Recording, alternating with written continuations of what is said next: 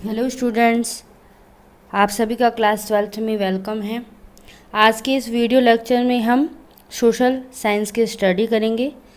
आप सभी को जैसा कि क्लास 9th में पढ़ चुके हैं कि सोशल साइंस में 4 टाइप्स होती हैं, जैसे कि ज्योग्राफी, पॉलिटिकल साइंस और इकोनॉमिक्स। इस तरीके से पार्टीशन किए जाते हैं सोशल साइंस के।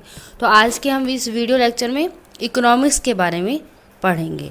तो आपके इकोनॉमिक्स में का जो चैप्टर है वो चैप्टर नंबर 14 है, जिसका नाम है economic concept and planning. Economic concept and planning है। तो आइए हम आज का चैप्टर स्टार्ट करते हैं। आज के चैप्टर में इसमें सबसे पहले आपको जर्नल इंट्रोडक्शन कराया गया है नेशनल इनकम के बारे में।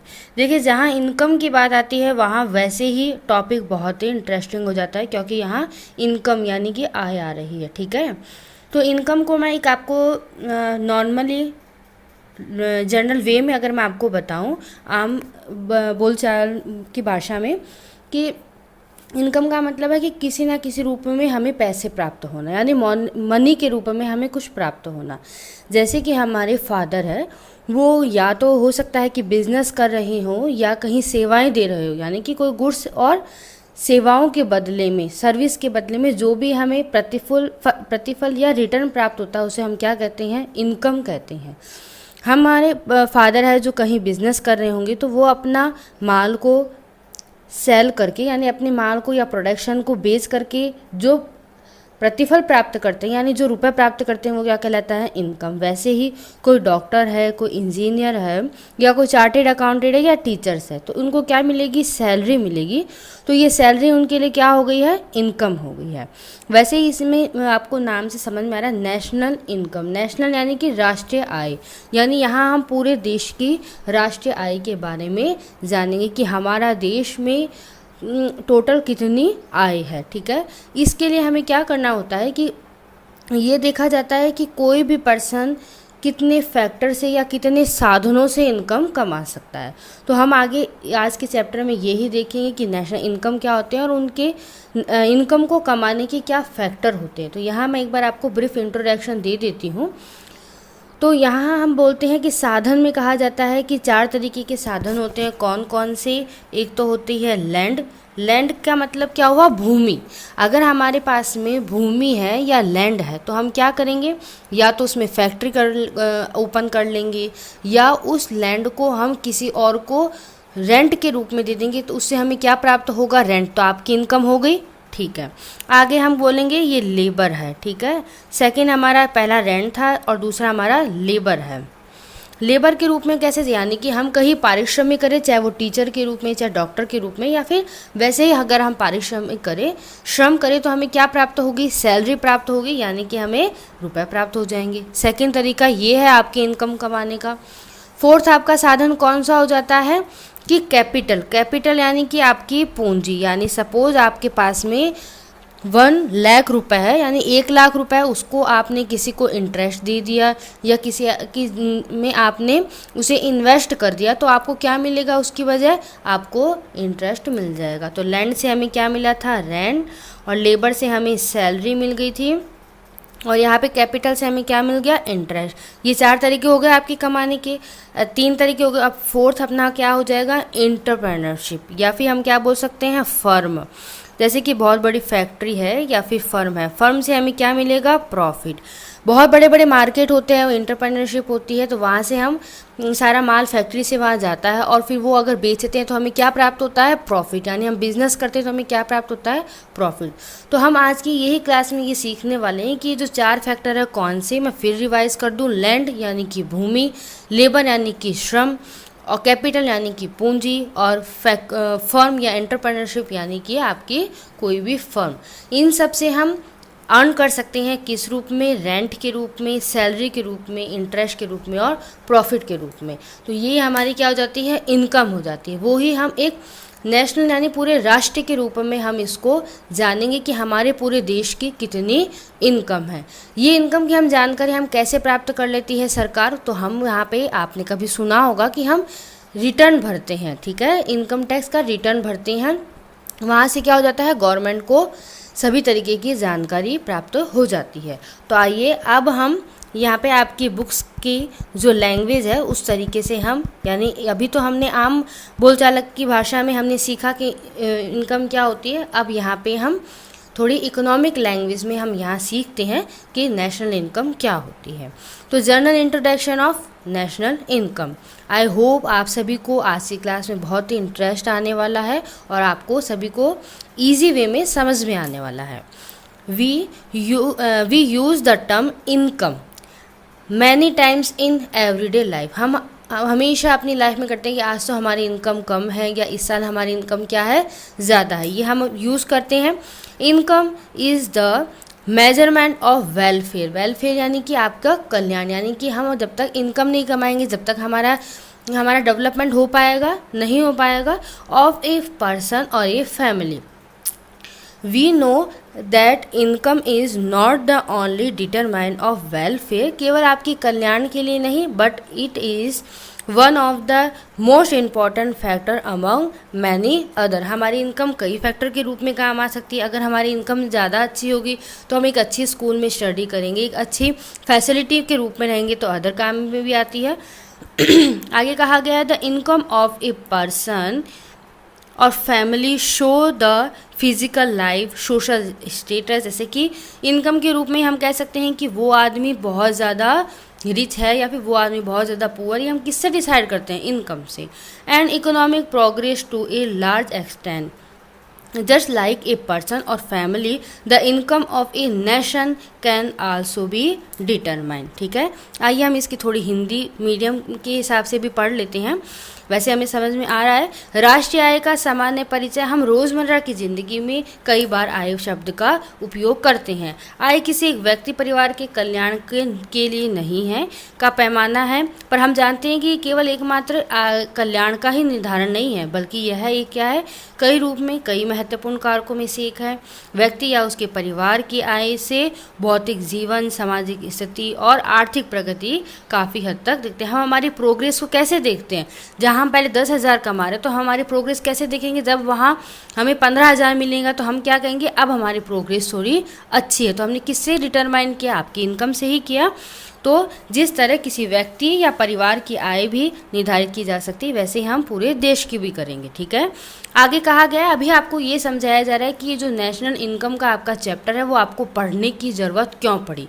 तो वही हम देखेंगे कि नेशनल इनकम से हमारी कंट्री की इकोनॉमिक में क्या फ़र्क पड़ता है। तो वही देखते हैं कि the calculation of national income for economy of the country is important in following वे। ये कई ऐसे माध्यम है जिसके कारण हमें नेशनल इनकम की कैलकुलेशन करनी पड़ती है हमारे इकोनॉमिक यानी कि अर्थशास्त्र अर्थव्यवस्था के लिए।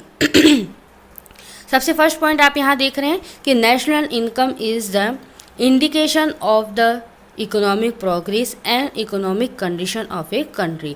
नेशनल इनकम अगर हमें पता होती है तो हम क्या इंडिकेट कर सकते हैं कि हमारे देश की इकोनॉमिक ग्रोथ कैसी है और हमारे आज की देश की स्थिति कैसी, क्योंकि हमने सब सुना है कि बजट घोषित होता है, तो बजट में क्या होता है, हमारे देश की इनकम डिसाइड होती है कि इतना पैसा है और अब जनता के ऊपर हम कितना खर्च कर सकते हैं। ठीक है, आई होप सभी को समझ में आ रहा होगा।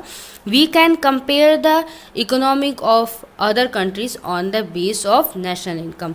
हम यहाँ अदर कंट्रीज से हम क्या करते हैं, कंपैरिजन करते हैं। जैसे कि हमें पता है कि यूएसए यानी अमेरिका हमारे से ज़्यादा क्या है, डेवलप्ड है। हम क्या है, इंडिया क्या है, डेवलपिंग है, अभी विकास हो रहा है, पर अमेरिका क्या है, पूरी तरीके से विकसित देश है। तो हमने किससे कंपैरिजन किया, हमारी इनकम से ही। तो आगे कहा गया है contribution of different sector and there relative important in economy can be find out from national income. Fourth point आपका आ जाता है on the basis of national income estimated future policy can be form for economic. तो हम national income से हम क्या करते हैं, फ्यूचर पॉलिसी यानी कि बजट में हम क्या डिसाइड करते हैं कि हम आगे कितने तरीके से हमारे देश का विकास कर सकते हैं। फ्यूचर की प्लानिंग हम नेशनल इनकम के द्वारा ही कर सकते हैं। आइए अब हम नेशनल इनकम की कुछ डेफिनेशन देख लेते हैं। National income is a collection of difference type of goods and service of difference type. यानी कि यहाँ कहा गया है कि राष्ट्रीय आय को किसको कहा जाता है, जो हम गुड्स एंड सर्विस के जो डिफरेंस टाइप यूज़ करते हैं उनसे मिलने वाला हमें प्रतिफल क्या कहलाता है, नेशनल इनकम। एक और हम देख लेते हैं, national income is the money of all the final goods and service produce by a country during a period of 1 year. During a period of 1 year इसलिए कहा गया क्योंकि हम भी हमारी देखते हैं सैलरी कि एक साल में हमने कितना कमाया। तो याद रखें, जब भी ये ड्यूरिंग द 1 ईयर कहा जाए तो आपका ईयर जो फाइनेंशियल ईयर कहलाता है, फाइनेंशियल ईयर इकोनॉमिक की भाषा में, वैसे मैं हिंदी में कहूँ तो वित्तीय वर्ष। तो हमारा कब शुरू होता है, याद रखेंगे कि 1 अप्रैल से 31 मार्च, ठीक है। फाइनेंशियल ईयर जब भी आपके क्वेश्चन पॉइंट ऑफ व्यू से, एग्जाम पॉइंट ऑफ व्यू से क्वेश्चन आए तो आप क्या कहोगे, फाइनेंशियल ईयर हमारा कब स्टार्ट होता है, 1 अप्रैल से लेकर के 31 मार्च तक। वैसे हमारा कैलेंडर तो किस तरीके से रहता है, जनवरी से दिसंबर हम पूरा ईयर मानते हैं ना, पर यहाँ पे हम इकोनॉमिक में फाइनेंशियल ईयर कैसे मानेंगे, 1 अप्रैल से 31 मार्च तक, ठीक है। तो इस पूरे साल भर में हमारे गुड्स से या हमारे द्वारा दी गई सर्विस से जो भी इनकम प्राप्त होती है वो क्या कहलाती है, पूरे देश की नेशनल इनकम कहलाती है। The value of all goods and service produce is convert to their monetary value. हम सभी गुड्स एंड सेवा को किस रूप में करते हैं, डॉक्टर की सेवा है वो हम किस रूप में, अगर उन्होंने जो फीस ली तो यानी वो मॉनेटरी रूप में ली ना, तो आगे कहा गया मेजरमेंट इन मनी, यानी हम उसको मेजरमेंट कैसे करते हैं, मनी के रूप में। राष्ट्रीय आय विभिन्न प्रकार के गुड्स यानी कि वस्तुओं, यहाँ पे आप वस्तुएं कर लेना, वस्तुओं और विभिन्न प्रकार की सेवाओं का संग्रहण है। राष्ट्रीय आय एक वर्ष की अवधि के दौरान, 1 वर्ष की अवधि 1 अप्रैल से 31 मार्च के दौरान एक देश द्वारा पूरे देश में जितना भी उत्पादन हो रहा है, प्रोडक्शन हो रहा है, उसकी सभी की अंतिम वस्तुओं और सेवाओं के से मिलने वाले पैसे को हम क्या कहेंगे, नेशनल इनकम कहेंगे। और उत्पादित सभी वस्तुओं और सेवाओं का मूल्य उनके मौद्रिक मूल्य में परिवर्तन हो जाता है तो हम उसे किस रूप में मापते हैं, पैसे के रूप में मापते हैं। हमने इकोनॉमिक में यही पढ़ा था, इकोनॉमिक्स में, कि इकोनॉमिक यानी अर्थशास्त्र, अर्थ यानी कि धन को किस तरीके से कमाया जा सकता है उसकी हम क्या पढ़ते हैं, पॉलिसी ही पढ़ते हैं। आगे देखेंगे, it is important to note that national income is the total income of the source of production and not the income of citizen। यानी हर एक पर्सन की इनकम को नहीं यहाँ पे मापा जाता है, बल्कि ये एक बहुत ही इंपॉर्टेंट बात है कि नेशनल इनकम में हम किसको टोटल करते हैं, जो कि सोर्स ऑफ प्रोडक्शन। अभी मैंने आपको सोर्स ऑफ प्रोडक्शन बताया, हमारे सोर्स ऑफ प्रोडक्शन कौन से थे, लैंड, लेबर और कैपिटल और फर्म। तो ये जो सोर्स से जो इनकम होती है वो क्या कहलाती है, हमारी इनकम कहलाती है। न कि ए ने कितना कमाया, बी ने कितना कमाया, राम ने, श्याम ने, ये सब नहीं इंक्लूड किया जाता। राम श्याम ये किस साधनों से कमा रहे हैं, किस सोर्स से कमा रहे हैं, वो इनकम को हम क्या करेंगे, इंक्लूड करेंगे। All factor of production by joint effect, production final goods and service of such value value addition equal to this is created।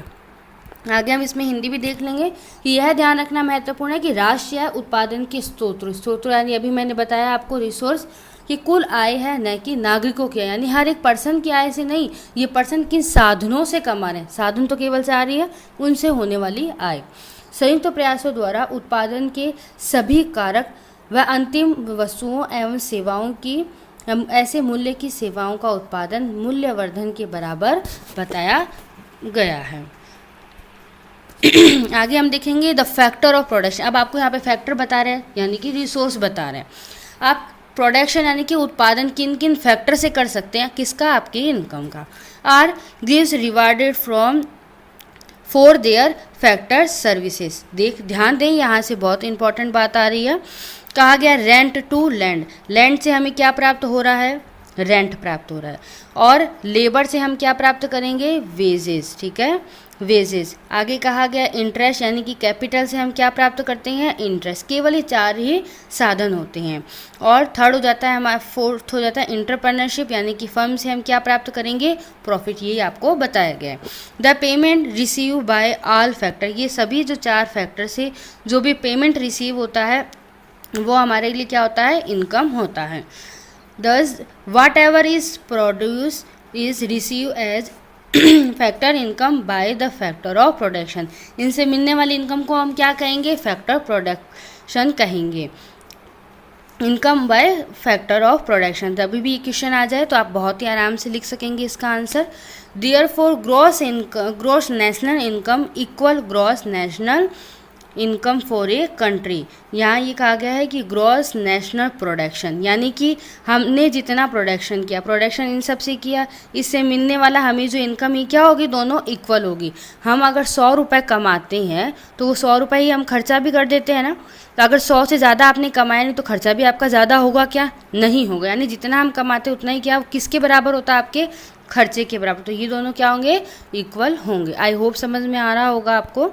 उत्पादन के कारकों को उनकी कारक सेवाओं के लिए पुरस्कृत किया जाता है। जैसे भूमि से हमें किराया प्राप्त होता है, मजदूरों को क्या प्राप्त होती है, मजदूरी, और पूंजी से हमें ब्याज, और लाभ हमें किससे प्राप्त होता है, उद्यमी यानी कि फर्म से प्राप्त होता है। उत्पादन के सभी कारकों द्वारा प्राप्त भुगतान सभी कारकों द्वारा मूल्यवर्धन के बराबर होते हैं। इस प्रकार जो कभी उत्पादित किया जाता है वह उत्पादन के कारकों द्वारा कारक आय के रूप में बराबर होता है। यानी इसलिए कहा जाता है कि सकल राष्ट्रीय उत्पादन और सकल राष्ट्रीय आय क्या होते हैं, बराबर। उत्पादन जितना किया उतना ही हमने क्या इनकम कमाई उससे, ठीक है।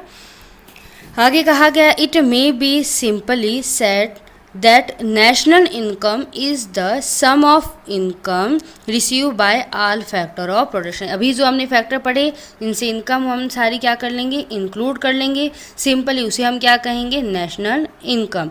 For their contribution to the production process during a financial year. Generally जो आपको फाइनेंशियल ईयर मैंने अभी बताया 1 अप्रैल से 31 मार्च तक का, ठीक है। National income may be shown as the sum of domestic factor income and net factor income from abroad. यानी कि कहा गया है कि ये चारों फैक्टर जो अभी हमने पढ़े, इन चारों फैक्टर अगर हमारे जो कि हम मैप में देखते हैं, भारत का जो नक्शा बना हुआ है उस भारत के नक्शे के अंदर, यानी भारत के अंदर ही भारत की सीमाओं के अंदर अगर हम कमाते हैं उन्हीं 4 फैक्टर से, तो हमारा क्या कहलाएगा, डोमेस्टिक यानी कि घरेलू उत्पादन। वही अगर हम विदेश में जाकर के हमारी सेवा, डॉक्टर है भारत में कमा रहा है तो वो क्या कहलाएगा, डोमेस्टिक इनकम। वही है डॉक्टर अगर बाहर जाकर के कमा रहा है, बाहर अपनी सेवाएं दे रहा, बाहर यानी कि इंडिया से बाहर, एब्रोड यानी कि विदेशों में, तो वो क्या कहलाएगा, विदेशी इनकम कहलाएगी। आई होप समझ में आ रहा है।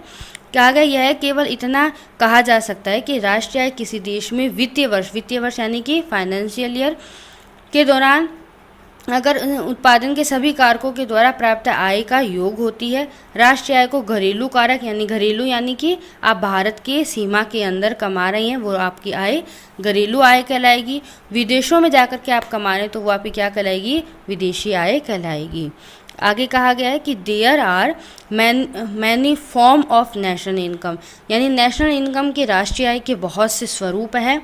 विच are called national income concept, जिसको कि हमने नेशनल इनकम के कंसेप्ट से पढ़ेंगे।